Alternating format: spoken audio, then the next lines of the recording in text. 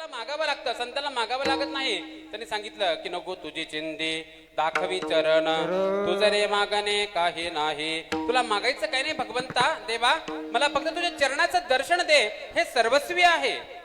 आणि या अनुषंगानं भगवंत देण्यासाठी येतो, आम्हाला घेता आलं पाहिजे. बघा आमची झोळी तशी असली पाहिजे, स्वच्छ झोळी असली पाहिजे, स्वच्छ झोळीमध्ये टाकता येतं.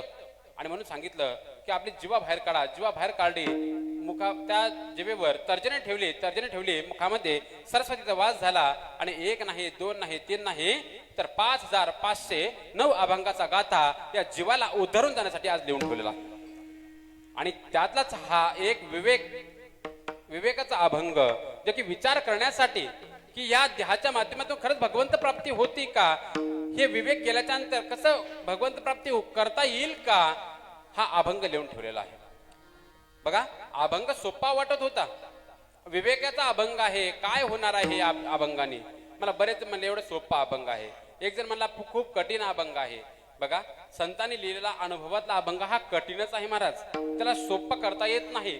सोपं करून सांगण्यासाठी संतांचा सद्गुरूंचा आशीर्वाद प्राप्त करावा लागतो. आणि म्हणून विवेक काय आहे, काय विवेकाच्या माध्यमातून भगवंत प्राप्ती करता येते का, या विवेकाच्या माध्यमातून ज्या आम्ही देहावर ठमकलेलो आहे, विचार हे देह माझा आहे, शाश्वत आहे, हे जे आम्ही म्हणतोय हे शाश्वत आहे का, हे अभंगाच्या पहिल्या